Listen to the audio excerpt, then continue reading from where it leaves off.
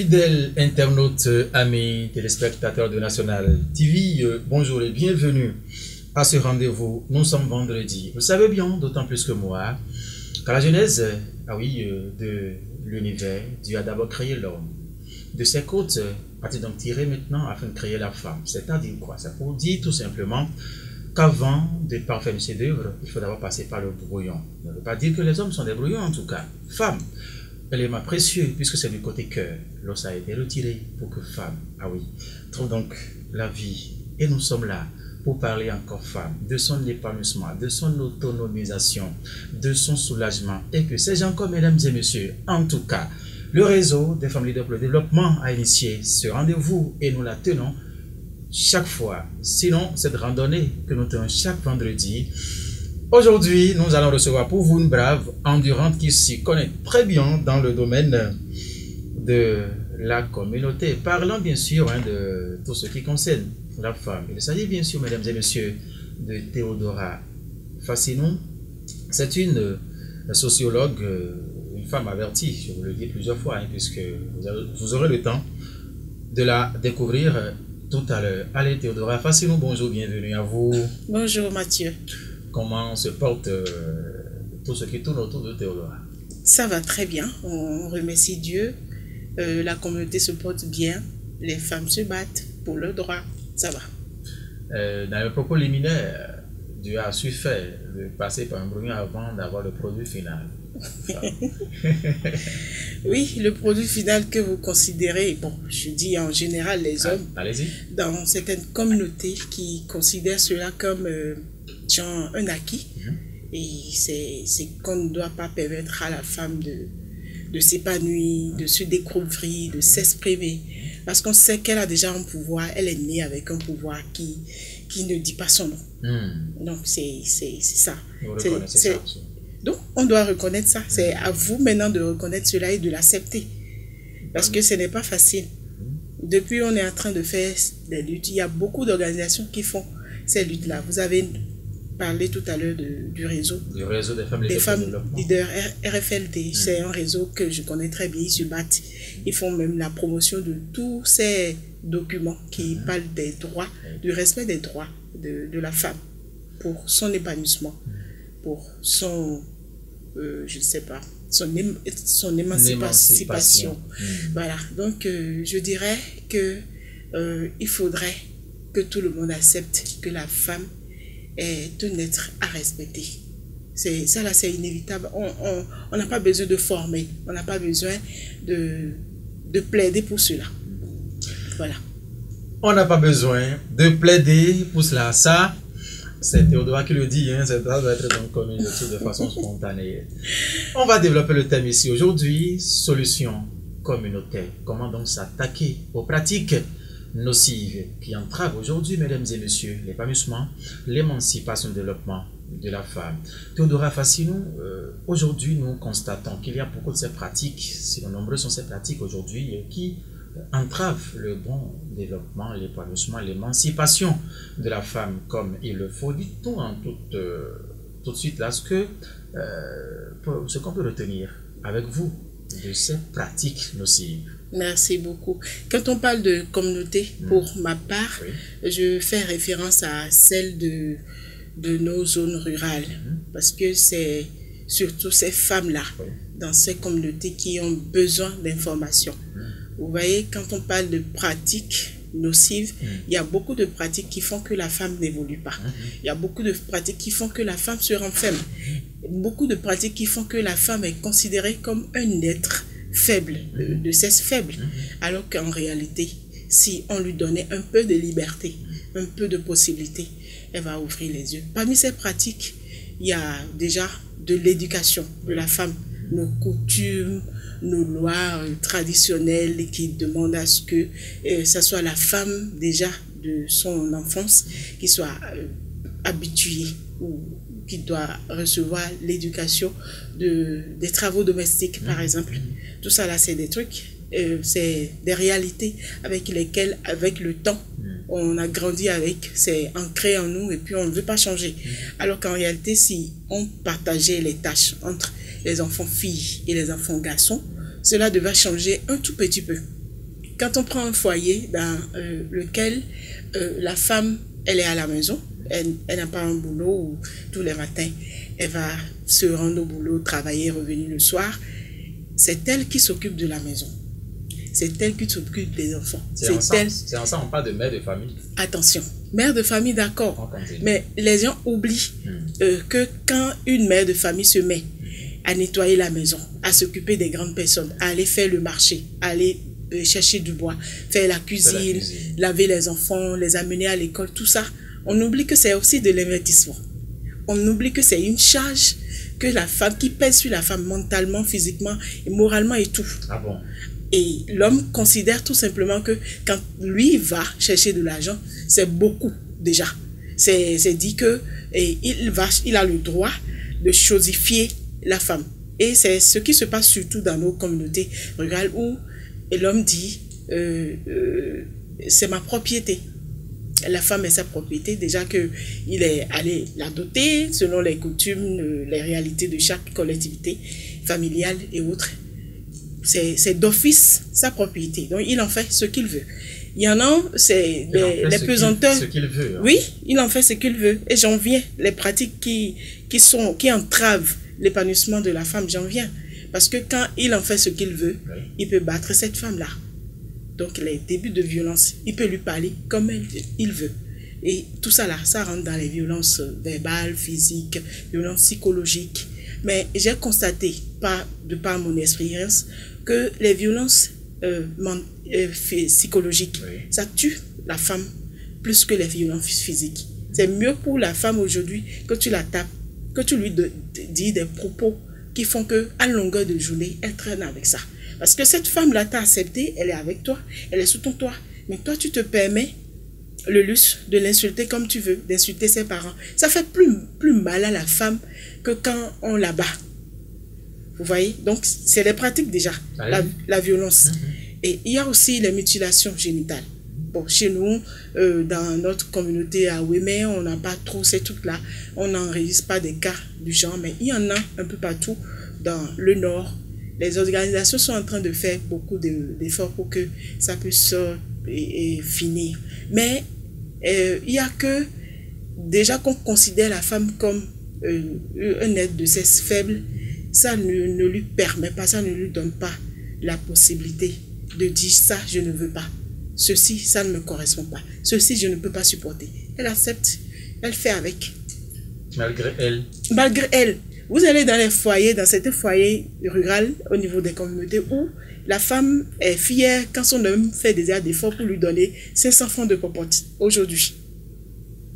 Elle ne se plaint pas. C'est toi qui te dis que 500 francs va t'acheter quoi? Comment est-ce que tu vas te nourrir? C'est déjà le fait que l'homme a la volonté de donner. Ça suffit à la femme. C'est des trucs à décourager en fait. Voilà des pratiques où on dit, elle va se débrouiller. C'est quoi? Il y a déjà du maïs là, le reste c'est quoi? Elle va se débrouiller. Et on donne 500 francs à une femme au foyer qui a au moins 5 enfants. Vous voyez un peu. Donc déjà, c'est beaucoup de pratiques. Si je dois les énumérer, j'ai déjà parlé des violences, j'ai déjà parlé des mutilations, j'ai déjà parlé de la considération de la femme comme celle qui doit tu dois rester à la maison, elle n'a pas droit à une formation, elle n'a pas droit à un boulot. Chez nous, comme on le dit communément, nous voici, ils sont siglés. Donc c'est l'homme qui doit sortir, l'homme qui doit aller chercher l'argent. Mais on oublie que en fait, quand la femme est à la maison, elle s'occupe de tout, elle s'occupe même de la gestion de revenus de son homme. C'est déjà assez d'investissement. Quel homme pourra le faire sur une longue période donnée sans solliciter une femme? Vous voyez un peu? Très bien. Voilà. Donc, voilà autant de pratiques auxquelles sont confrontées les femmes dans nos communautés. Vous en avez cité assez, ces pratiques nocives auxquelles les femmes sont confrontées, surtout dans nos milieux ruraux et tout. Oui. La question fondamentale ici tout de suite, c'est comment s'attaquer à ces problèmes. C'est comment tenter de commencer par corriger. Est-ce qu'aujourd'hui, vous ne voyez pas que quelque chose se fait justement afin que ces pratiques que vous avez énumérées, il est vrai que la liste reste toujours longue, vous n'en avez pas cité en tout cas toutes ces pratiques. Oui, bien sûr. Est-ce qu'aujourd'hui, à l'heure où nous sommes, Théodora voit quand même que quelque chose se fait afin que ces pratiques-là soient corrigées. Il y a beaucoup d'actions à travers des projets. Oui. RFLD, par exemple, faire la promotion de la femme à travers des formations, je ne sais pas, le développement, la vulgarisation du protocole de Maputo, par exemple. Oui. J'ai entendu aussi parler du protocole de Kigali, qui parle de la femme, qui prône vraiment la protection de la femme. Donc, beaucoup d'actions se fait déjà, seulement, et qu'il faut désormais aller dans les faits fonds des communautés.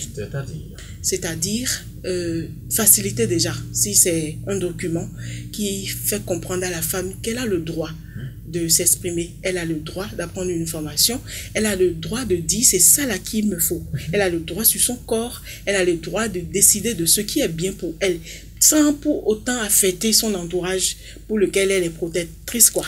Donc, en quelque sorte, il faut aller vers elle avec des documents qui permettent de lui expliquer terre à terre. Parce que c'est de ça qu'il s'agit ici. Vous utilisez des approches qui font que, bon, c'est vous qui avez amené l'information, c'est vous qui avez dit ça. Moi, je suis dans une routine, ça ne me touche pas vraiment, ça ne va pas passer.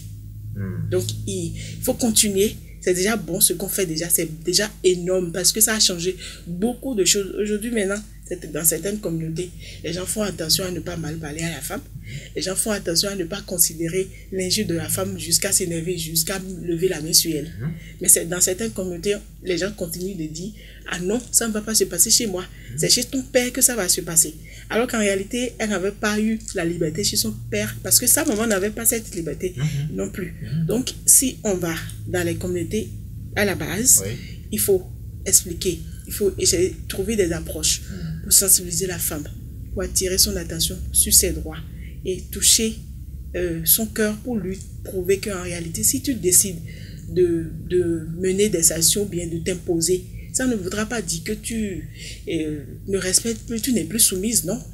D'ailleurs, la soumission ne veut pas dire que je dois considérer mon mari comme l'être le supérieur. Non, on a dit qu'il est chef, mais on n'a pas dit qu'il est supérieur à tout le monde.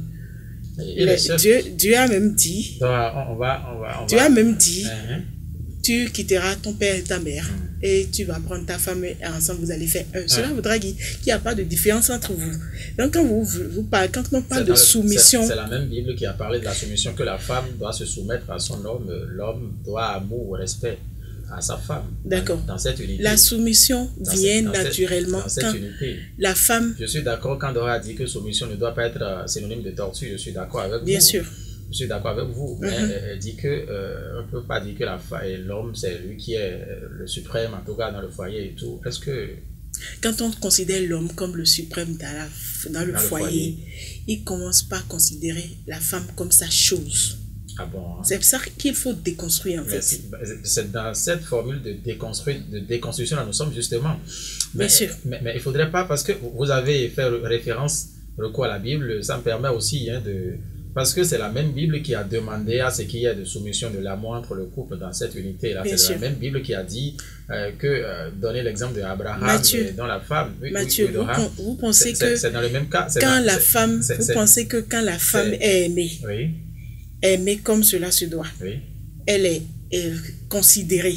Quand je parle de considération, genre, son mari demande son avis, son mari la considère, son mari considère que c'est ma seconde, c'est à elle que je dois les explications, c'est elle qui doit me conseiller par exemple sur un sujet, tout ça là.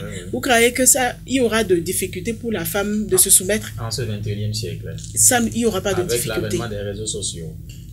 Ça là, c'est autre volet.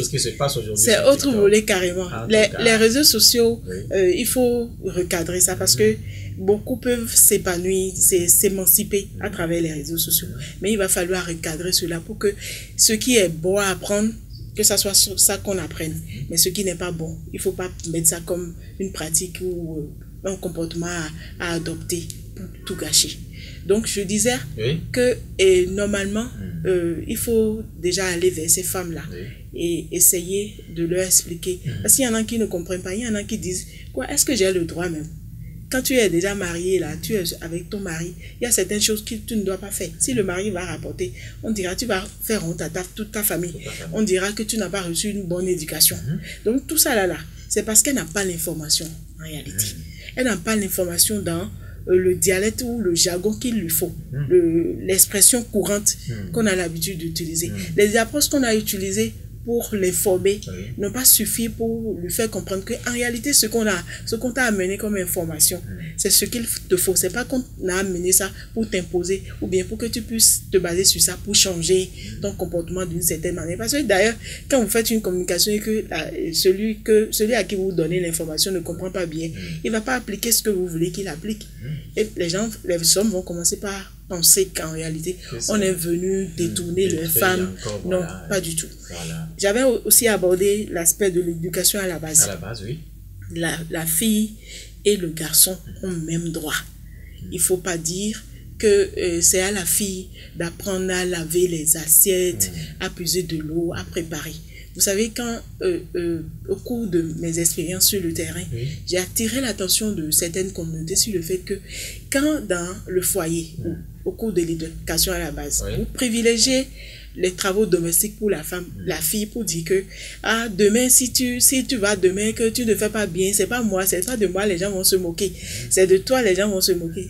On prend par exemple une fille qui va à l'école et à qui tout ça là est imposé à la maison et qu'elle doit laver ci, préparer ci et ça. D'office, dans son cerveau, elle va se dire que donc c'est la formation au niveau, c'est ce qu'il me faut en réalité pour cette vie-là. Je ne suis plus obligée d'aller apprendre, de continuer les études. Et elle va commencer par dire, je sais déjà à un moment donné, sans avoir même l'âge, elle sait déjà préparer. Il y a beaucoup d'exemples. À 10 ans, des enfants filles font déjà la pâte, elles préparent la sauce, elles savent laver, elles savent nettoyer la chambre, tout et tout. Si à 15 ans, cette fille-là sait déjà faire tout ça là, et que c'est à portée de main pour elle, elle va commencer par se dire, je peux me marier. Et considérer déjà les petits dragues des rues comme du sérieux. Elle prend ça, les petits jeux là, comme du sérieux, puis elle se laisse aller et bonjour les dégâts. Alors qu'il faut travailler. Il faut travailler déjà à la base là, pour faire comprendre que tout ne se limite pas à bien sûr. Les assiettes, il faut savoir préparer. Et il faut que ça se partage entre elle et le garçon. Voilà. Parce que quand vous prenez même le garçon, les gens disent que c'est inutile, demain il va se marier, il aura sa femme pour lui préparer à manger. Mais avant de se marier, et sa formation, il sait préparer, il sait tout faire. Et il continue, il ne sait pas préparer, excusez-moi, il ne sait pas préparer, il ne sait rien faire, parce que c'est sa jeune soeur qui fait tout ça là, à sa place. Et qu'il fait bien sa formation, il est admis, il a le bac, il déménage pour aller faire les études à l'université, tout et tout. Qui va lui faire ça? Il va faire entrer les jeunes filles tour à tour. Est-ce que l'étude qu'il a fait là, avec les jeunes filles à côté, ça va aboutir? C'est la même chose. Point d'interrogation. Point d'interrogation. Donc c'est à la base déjà qu'il faut corriger ces trucs-là et partager équitablement les travaux domestiques entre les enfants filles et les enfants garçons.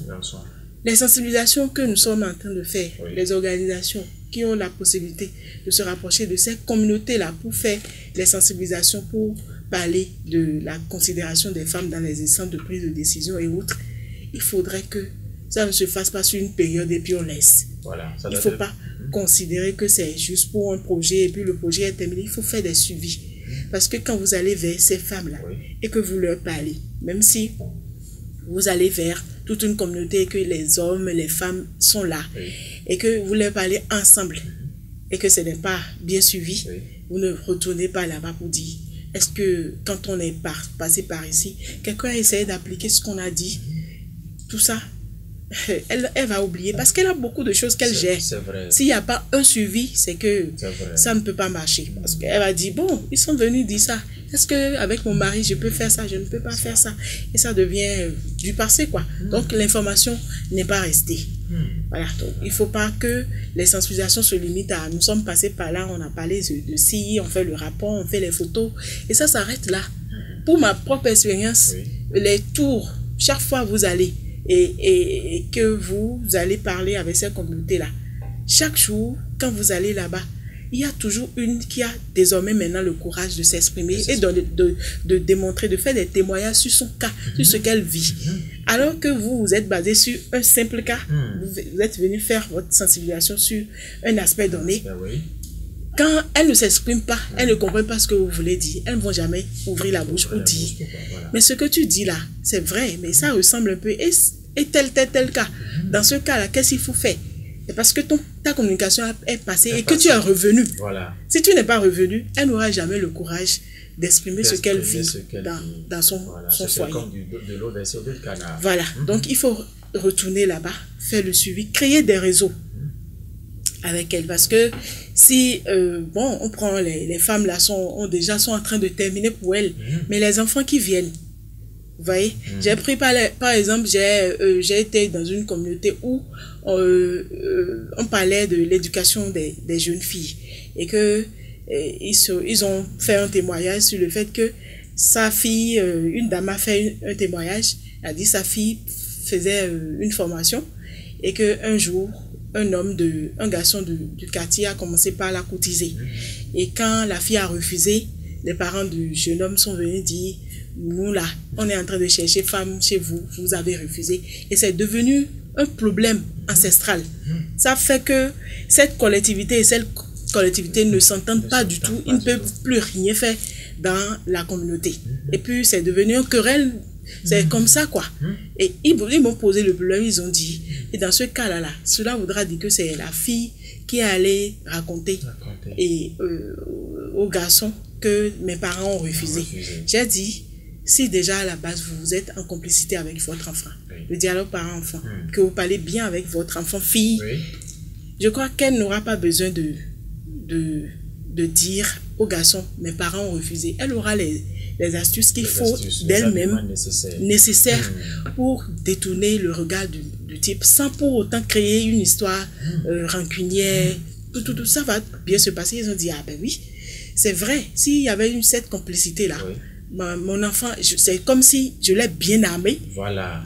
Elle n'aura pas besoin d'aller dire ce que ce sont mes parents. Livrer justement les parents. Elle a livré les parents. Donc, il y a petits réalités, aspects qu'il ne faut pas du tout négliger. Donc, nous, notre génération est en train de partir. Nous allons préparer le terrain. Et si on prépare le terrain, il faut aussi armer ces enfants-là parce que un enfant, une fille d'aujourd'hui est mère de demain, elle est femme quelque part de demain. Donc, si la base n'est pas bien préparée, c'est qu'elle sera ouverte à toutes ces pratiques-là qui seront nocives à son épanouissement. Mesdames et messieurs, vous avez donc compris des exemples aussi tangibles et palpables qui pointent du doigt la réalité qui mine aujourd'hui l'épanouissement de la femme, son émancipation avec Théodora Fassinon, sociologue aujourd'hui. Elle s'y connaît justement dans ce monde, effectivement, raison pour laquelle vous avez ces propos aussi illustratifs. Alors Théo, dis-nous, Dora plutôt, j'ai dit Théo, bon, Théodora alors. Tout ça c'est mes prénoms. Voilà. Alors, vous avez cité pas mal d'exemples, nous tendons vers la fin, si je vais faire recours à en tout cas maintenir à ces petits jeux de mes réalisateurs aujourd'hui en studio. Que faut-il maintenant faire pour appuyer le RFLD? Que faut-il faire afin que le réseau des femmes de développement ait encore beaucoup plus la matière pour aller sur ce terrain, s'attaquer justement à ces problèmes dont vous avez parlé aujourd'hui pour garantir un véritable épanouissement, une véritable émancipation à la femme en ce 21e siècle, surtout avec l'avènement des réseaux sociaux? Le RFLD travaille surtout, je ne veux pas dire sans ressources. J'ai constaté que dans ces actions, ce n'est pas que nous voulons réellement gagner de l'argent, nous cherchons de financement et autres là. Le RFLD travaille pour la femme. C'est pour la cause de la femme. Voilà.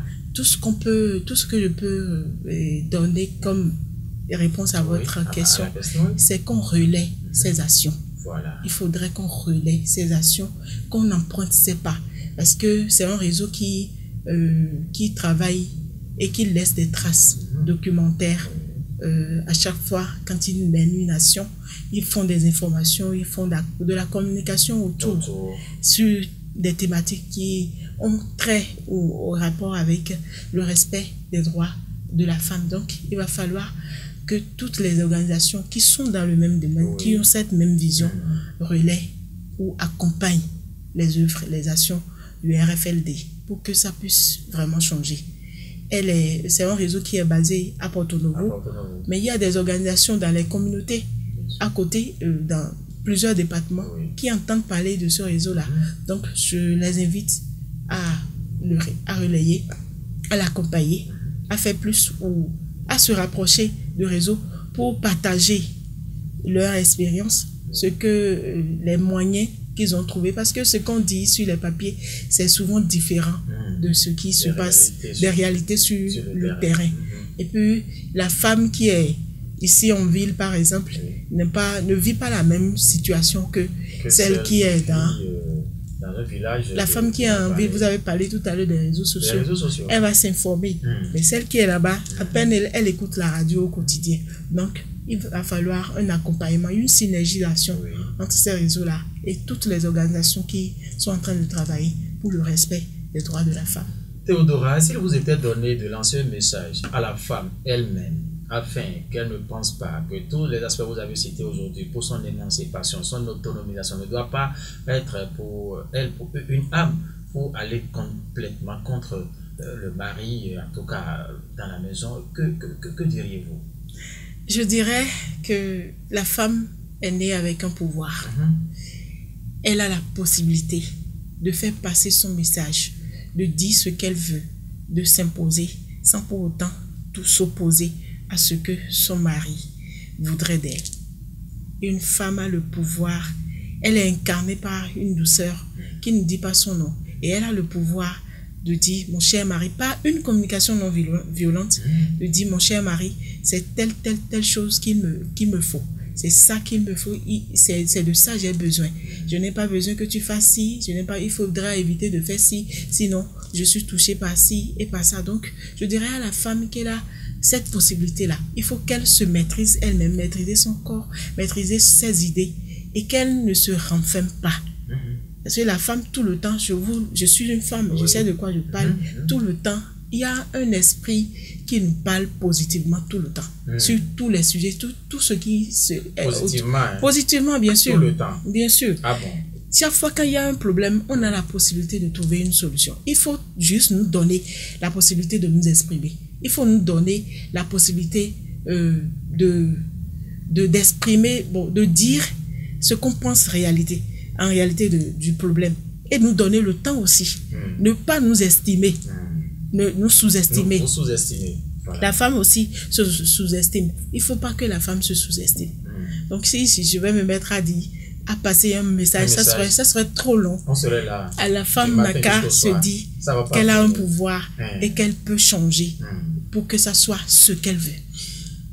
Théodora Fassi, nous merci infiniment à vous d'avoir préparé ici. Ce qui est sûr, avec le temps, on va vous inviter ici. Ça me fera plaisir. N'est-ce pas cela? Bien sûr. Si c'est toujours question d'épanouissement de la femme, je suis disponible. N'est-ce pas?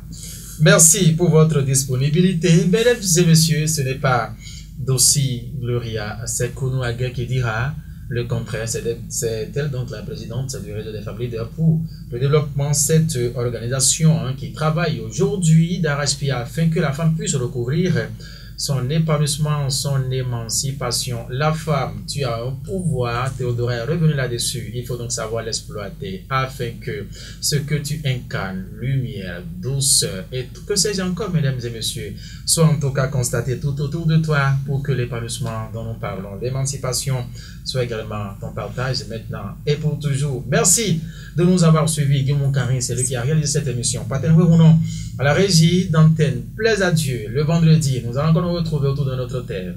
En tout cas, autre invité, enthousiasme, oui, toujours au top, détermination est toujours là. Théodora, merci d'avoir préparé cette fois encore. Merci à vous. Vous passez bonne journée. Bonne journée à tous les téléspectateurs. Merci. Portez-vous bien. Au revoir. Au revoir.